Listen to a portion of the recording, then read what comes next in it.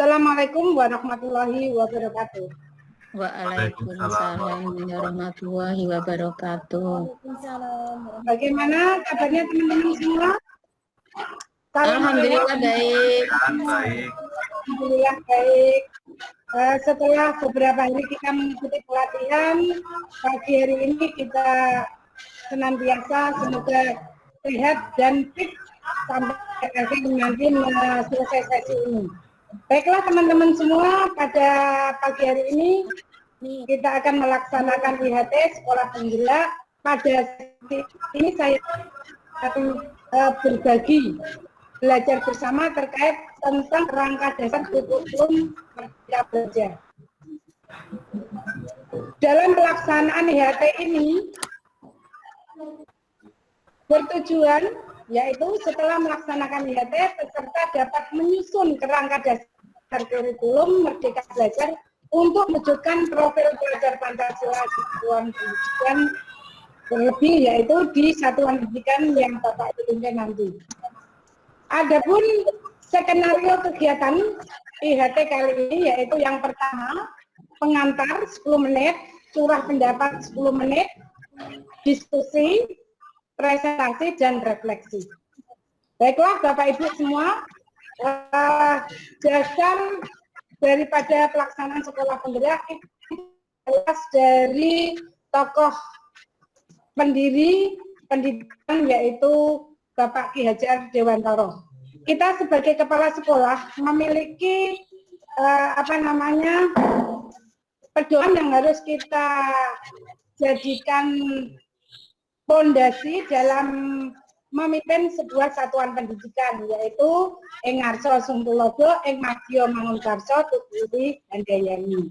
Di sini mungkin Pak Joko bisa memberikan filosofi dengan pendapat Pak Joko sendiri, mungkin kami bisa dibantu karena dalam IHT ini kami belajar bersama, tidak ada yang salah dan tidak ada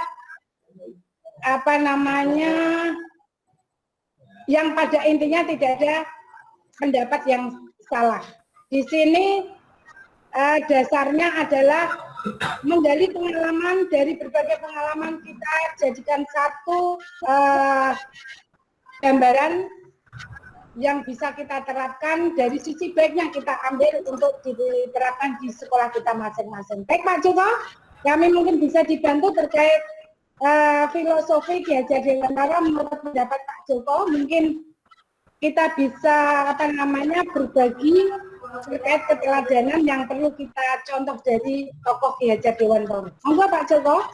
Baik, siap. Ini salah satu filosofi yang sangat bagus, kemudian fundamental sekali dalam bidang pendidikan. Ing ngarsa sumpulodo ing madya mangunkarsa tuturi handayani. Intinya dimanapun peran kita dalam posisi apapun, kita harus siap dan memberikan pengaruh yang positif. Ketika di depan harus jadi teladan, ketika di tengah harus siap untuk berkontribusi, ketika di belakang harus siap memberikan dorongan, memberikan segala curahan yang bisa diberikan untuk dunia pendidikan. Apapun posisi kita semua ini sebenarnya adalah pendidik.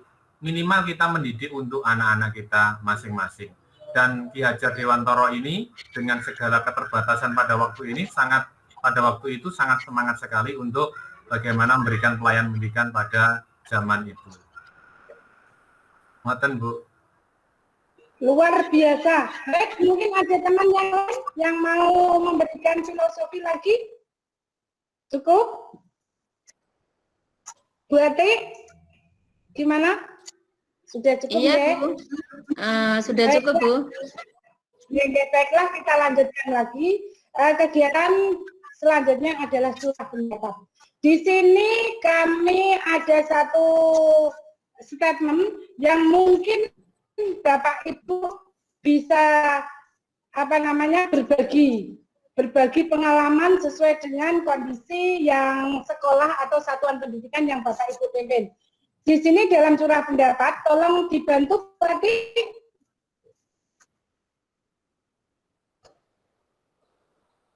Halo Bu Ati. Kelihatan enggak Bu Ati? Itu slide-nya belum. kelihatan Pi. Sampun kelihatan. Ya. Sampun. Sudah. Baiklah, Bu Ati, mungkin bisa membantu biar kita semua semangat.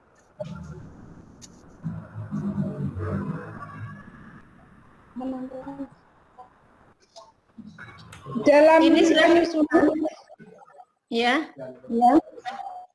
dalam penyusunan kerangka dasar kurikulum banyak pihak yang dilibatkan. Coba ceritakan siapa saja pihak yang dilibatkan dalam penyusunan kurikulum. Iya Bu, satu ya diantaranya ya semua warga sekolah itu ada guru, ada siswa, ada tenaga pendidik yang lain, kemudian stakeholder yang ada pengawas, masyarakat, kemudian dinas terkait, tokoh masyarakat, itu Bu. Luar biasa tempat semua terlibat, makanya tidak heran jika sekolah Bu Ati itu luar biasa. Baiklah, kita lanjutkan. Jadi pada dasarnya untuk mewujudkan sekolah penggerak yang merdeka belajar demi terwujudnya profil pelajar Pancasila itu memuat 4 komponen diantaranya yaitu kerangka dasar kurikulum, prinsip pembelajaran dan asesmen, struktur kurikulum, dan profil pelajar Pancasila.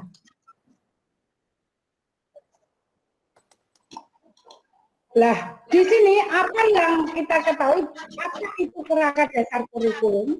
Kerangka dasar kurikulum adalah rencana untuk pelaksanaan proses pendidikan yang memerdekakan. Sedangkan profil pelajar Pancasila tentunya Bapak Ibu di awal pertemuan yang pertama kita semua sudah mendapatkan materi tersebut. Jadi saya yakin Bapak Ibu memiliki selain yang saya tampilkan di sini bahwa profil pelajar Pancasila yaitu pendidikan yang memerdekakan dengan bertujuan untuk mewujudkan profil pelajar Pancasila. Nah di sini mungkin Bu Solehah biar bersuara. Bu Solehah, bagaimana pandangan Bu Solehah terkait dengan profil pelajar Pancasila yang ada di Satuan Pendidikan Ibu Solehah? Baik Ibu, profil pelajar Pancasila adalah peserta didik yang diberikan keleluasaan untuk memilih minat dan bakatnya sesuai yang dimilikinya, kemudian dikembangkan dalam pembelajaran, dan ada kesesuaian antara pembelajaran dan hasil dari tujuan pembelajaran tersebut, sehingga nilai-nilai dari Pancasila dapat bisa tercover dalam peserta didik tersebut. Terima kasih Ibu. Ya, luar biasa. Ternyata dari berbagai pendapat nanti bisa kita kolaborasi. Mungkin dari pendapat Bu Solehah berbeda dengan Bu Ati, nanti kita buat satu sisi yang bagus untuk kita terapkan di sekolah kita. Baiklah, kita lanjutkan. Komponen yang ketiga terkait dengan merdeka belajar yaitu struktur kurikulum.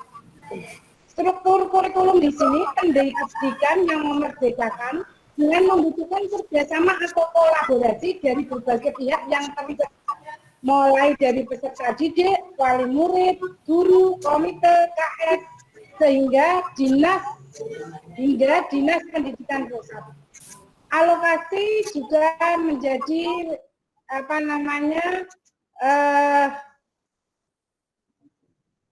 pantauan di sini bahwa masuk di dalam struktur kurikulum di setiap jenjang kelasnya.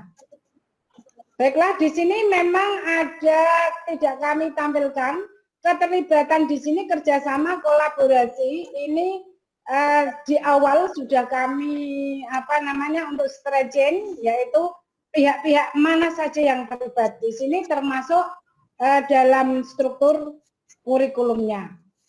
Nah, dari keterlibatan atau kolaborasi dari berbagai pihak ini bisa kita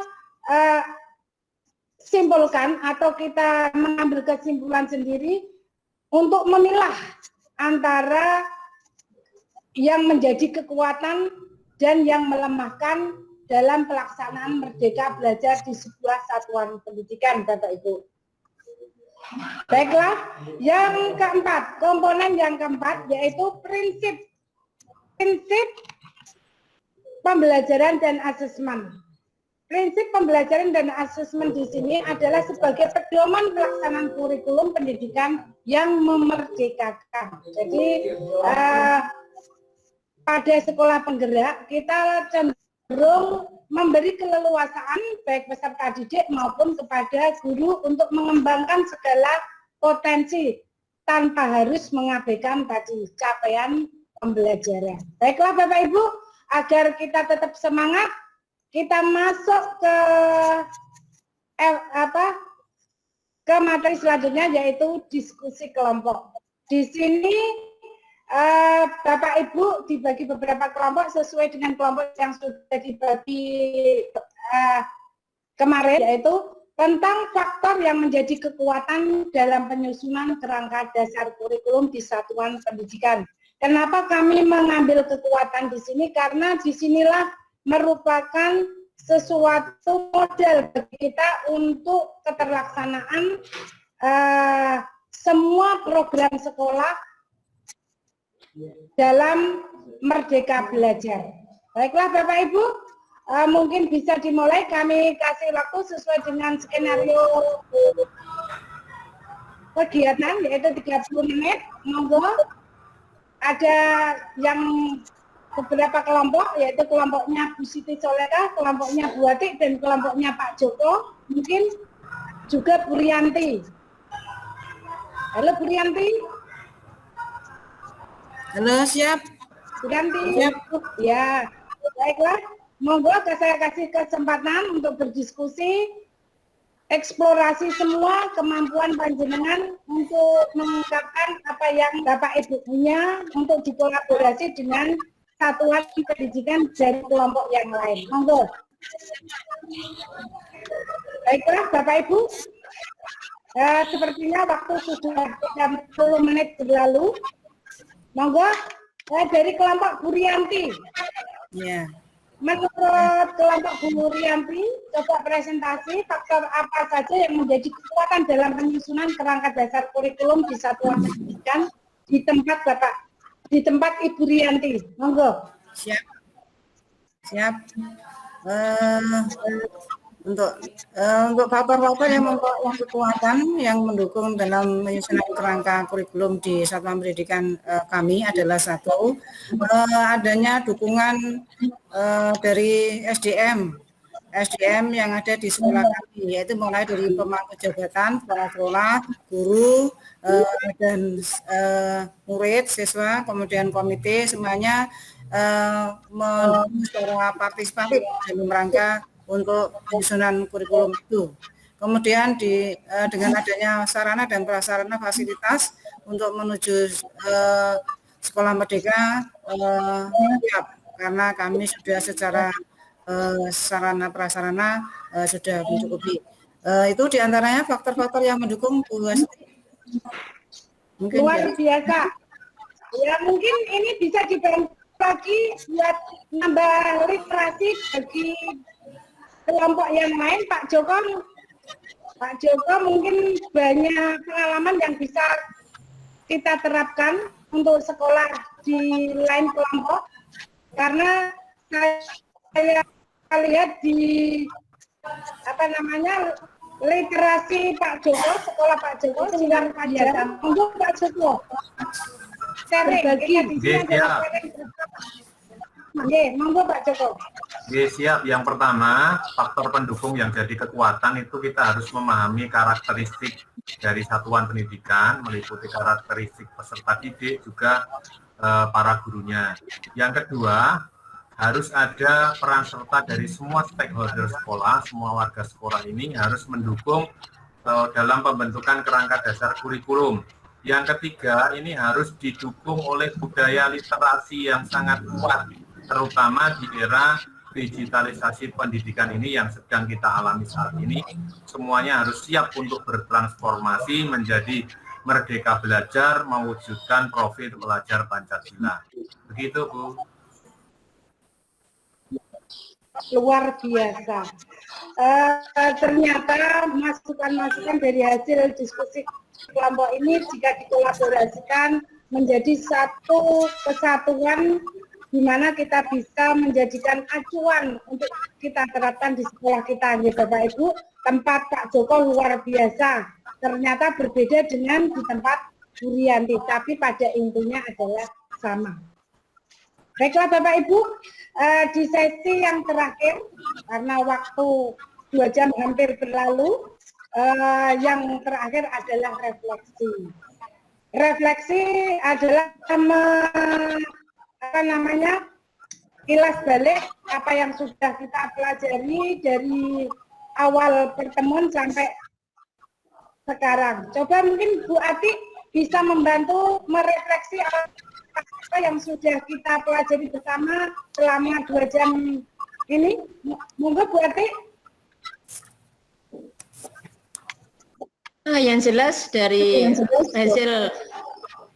hasil paparan yang disampaikan oleh Bu Tuti itu, kami menjadi tahu bagaimana penyusunan kerangka dasar kurikulum di satuan pendidikan, sehingga nanti pada akhirnya tindak lanjut kami dalam hal ini, rencana tindak lanjut kami harus bisa mengimplementasikan kurikulum di satuan pendidikan, yaitu kurikulum sekolah penggerak di satuan pendidikan kami.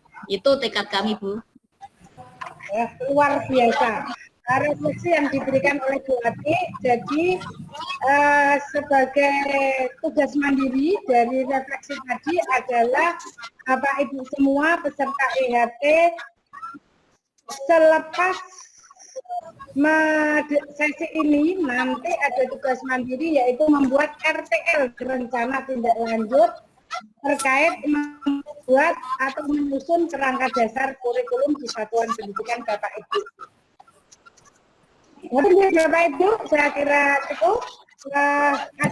Mungkin ada masukan yang lain sebelum kami akhiri sesi ini Bapak Ibu. Sampun Bu, sampun sudah. Terima kasih atas semuanya luar biasa. Semoga materi yang kami sampaikan bisa bermanfaat dan bermakna bagi kita semua. Salam sehat untuk kita semua. Terima kasih. Wabillahi taufiq wal hidayah. Assalamualaikum warahmatullahi wabarakatuh. Waalaikumsalam warahmatullahi wabarakatuh. Cukup.